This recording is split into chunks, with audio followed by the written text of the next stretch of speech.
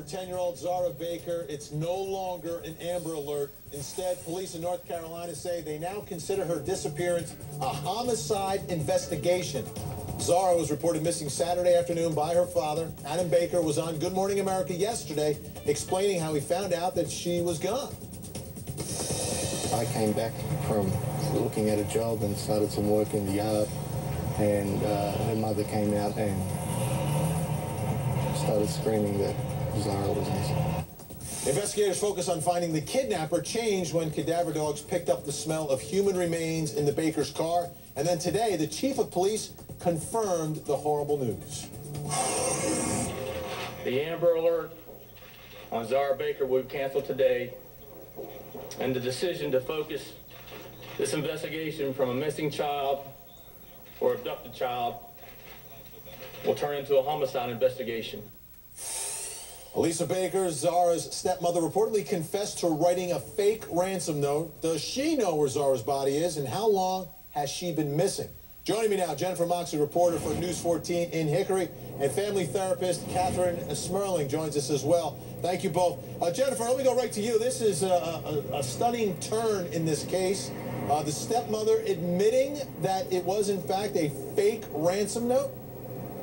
Well, you know, Vinny, yesterday the police kind of gave the indication that they didn't believe that ransom note was for real.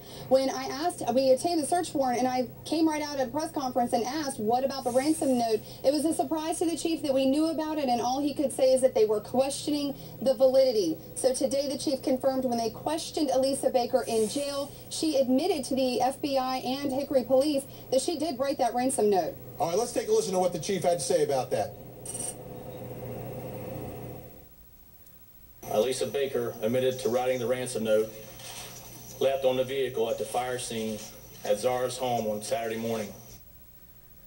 Now, Jennifer, the other huge development here is that the cadaver dogs picking up the scent of human remains in 2 vehicles. That's right. There were 2 vehicles in the driveway of the home here in Hickory, and this is a weird situation. Zahra was reported to be last seen at 2:30 in the morning. There was a fire, according to search warrants, at 5:30 in the morning. The fire department went out, saw a small brush fire, noticed doors open on a car, gasoline inside the car, and a ransom note on the windshield of the car. But that ransom note was not talking about Zahra. It was talking about the daughter of the owner of the home. Police talked to the owner of the home and his daughter. No one was hurt. Everything was okay. Well, then it was 2 in the afternoon when police came back out, and that's when they took the cadaver dogs. They searched 2 vehicles in the driveway, including the one doused in gasoline, and that's when cadaver dogs got hits that there were traces of decomposing body in both of those cars. Jennifer, as we put together the timeline here, when is the last time that anyone outside of dad and stepmom actually saw this little girl?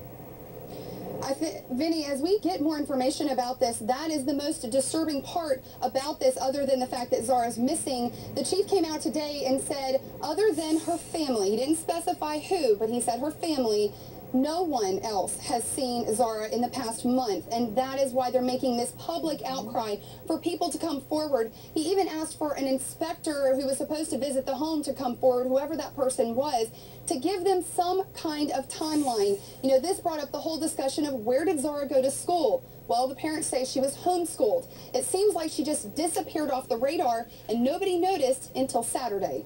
This is unbelievable, the developments here. And what I want to do here is when we come back is switch the conversation to this little girl, who she was, what the family situation was, and what abuse she may have undertaken as well. We're taking your calls, 1-800-.